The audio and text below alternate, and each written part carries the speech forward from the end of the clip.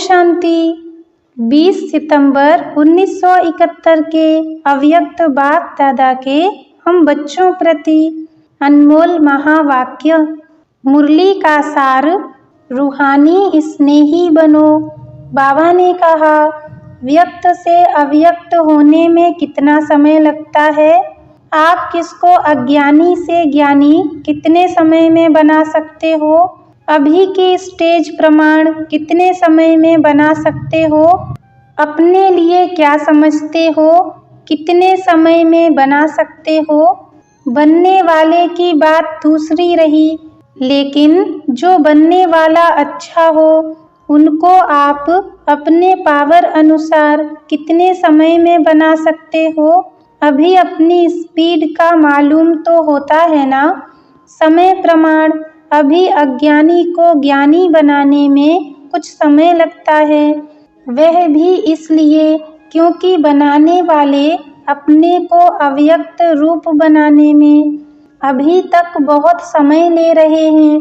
जैसे जैसे बनाने वाले स्वयं 1 सेकंड में व्यक्त से अव्यक्त रूप में स्थित होने के अभ्यासी बनते जाएंगे, वैसे ही बनने वालों को भी इतना जल्दी बना सकेंगे। कोई देवता धर्म की आत्मा न भी हो, लेकिन 1 सेकंड में किसको मुक्ति, किसको जीवन मुक्ति का वरदान देने के निमित्त बन जाएंगे। सर्व आत्माओं को मुक्ति का वरदान आप ब्राह्मणों द्वारा ही प्राप्त होना है।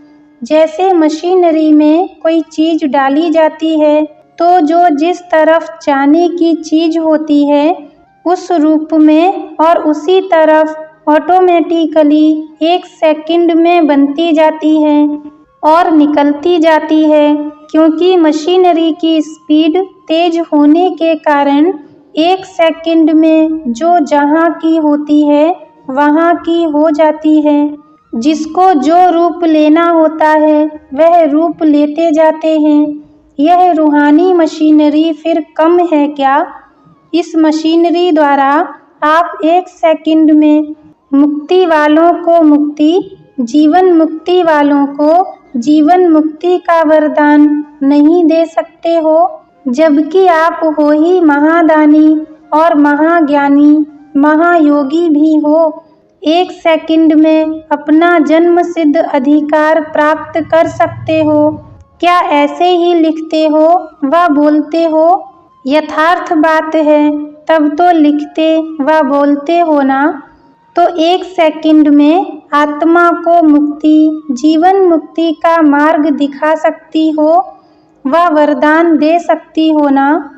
वरदान को प्राप्त करवाना, अपने को वरदान द्वारा भरपूर बनाना, वह दूसरी बात है, लेकिन आप तो वरदान दे सकती हो ना। 1 सेकंड के वरदानी मूर्त हो। अपने को 1 सेकंड में व्यक्त से अव्यक्त बना सकते हो। कितने समय के लिए? अल्पकाल के लिए बना सकते हो। इसी कारण ही बनने वालों को भी अल्प समय का नशा, अल्प समय की खुशी होती है। वे अल्प समय के लिए परिवर्तन में आते हैं। जैसे बनाने वाले मास्टर रचयिता, वैसे ही रचना भी ऐसे ही अब तक बन रही है। जैसे आप लोग बाप से अल्प समय के लिए रूह रूहान करते हो, मिलन का, मगन का, गुणों का, स्वरूप का अनुभव करते हो, ऐसे ही रचना भी अल्पकाल के लिए आप लोगों की महिमा करती है। अल्प समय के लिए मिलने जुलने का संबंध रखते हैं। अल्प समय के लिए खुद अनुभव करते हैं, गुणगान करते हैं व कभी कभी इस प्राप्त हुए अनुभव को वर्णन करते हैं। तो इसका कारण कौन? मीटिंग में अनेक कारण को मिटाने का प्रोग्राम बनाया। अगर इस कारण का निवारण कर लो तो और सभी कारण ऐसे समाप्त हो जाएंगे जैसे कि थे ही नहीं।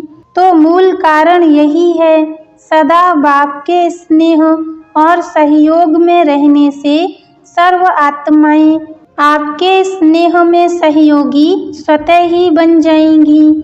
सुनाया था ना कि आज आत्माओं को सर्व अल्पकाल के सुख शांति के साधन हैं, लेकिन सच्चा स्नेह नहीं है। स्नेह की भूखी आत्माएं हैं।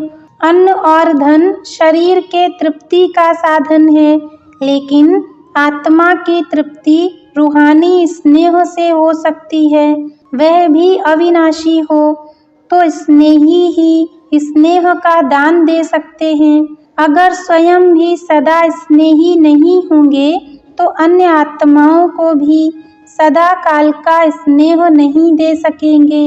इसलिए सदा स्नेही बनने से स्नेही स्नेह में आकर स्नेही के प्रति सभी कुछ न्योछावर व अर्पण कर ही देते हैं। स्नेही को कुछ भी समर्पण करने के लिए सोचना व मुश्किल होना नहीं होता। तो इतनी जो बहुत बातें सुनते हो, बहुत मर्यादाएं व नियम सुनते सुनते यह भी सोचने लगते हो कि इतना सभी करना पड़ेगा, लेकिन यह सभी करने के लिए सभी से सहज युक्ति व सर्व कमजोरियों से मुक्ति की युक्ति यही है कि सदा स्नेही बनो। जिसके स्नेही हैं उस स्नेही के निरंतर संग से रूहानियत का रंग सहज ही लग जाता है। अगर एक एक मर्यादा को जीवन में लाने का प्रयत्न करेंगे तो कहाँ मुश्किल कहाँ सहज लगेगा, और इसी प्रैक्टिस में व इसी कमजोरी को भरने में ही समय बीत जाएगा। इसलिए अब 1 सेकंड में मर्यादा पुरुषोत्तम बनो। कैसे बनेंगे? सिर्फ सदा स्नेही बनने से, बाप का सदैव स्नेही बनने से, बाप द्वारा सदा सहयोग प्राप्त होने से मुश्किल बात सहज हो जाती है। जो सदा स्नेही होंगे उनकी स्मृति में भी सदा स्नेह ही रहता है।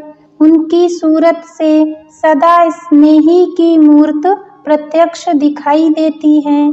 जैसे लौकिक रीति से भी अगर कोई आत्मा किस आत्मा के स्नेह में रहती है तो फौरन ही देखने वाले अनुभव करते हैं कि यह आत्मा किसके स्नेह में खोई हुई है। तो क्या रूहानी स्नेह में खोई हुई आत्माओं की सूरत स्नेही मूर्त को प्रत्यक्ष नहीं करेगी? उनके दिल का लगाव सदैव उस स्नेही से लगा हुआ रहता है। तो एक ही तरफ लगाव होने से अनेक तरफ का लगाव सहज ही समाप्त हो जाता है। और तो क्या, लेकिन अपने आप का लगाव अर्थात देह अभिमान अपने आप की स्मृति से भी सदैव स्नेही खोया हुआ होता है। तो सहज युक्ति व विधि जब हो सकती है तो क्यों नहीं सहज युक्ति विधि से अपनी स्टेज की स्पीड में वृद्धि लाती हो।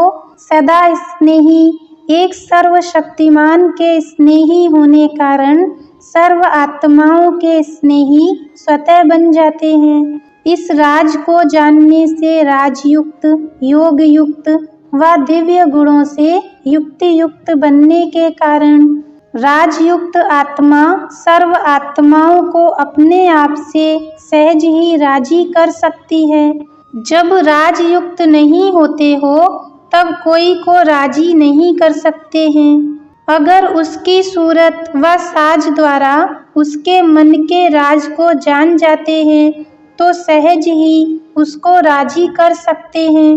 लेकिन कहाँ कहाँ सूरत को देखते, साज को सुनते, उनके मन के राज को न जानने के कारण अन्य को अभी भी नाराज करते हो व स्वयं नाराज होते हो। सदा स्नेही के राज को जान राजयुक्त बनो। अच्छा, भविष्य में विश्व के मालिक बनना है, यह तो पता है ना, मगर अभी क्या हो? अभी विश्व के मालिक हो व सेवाधारी हो। अच्छा, ओम शांति।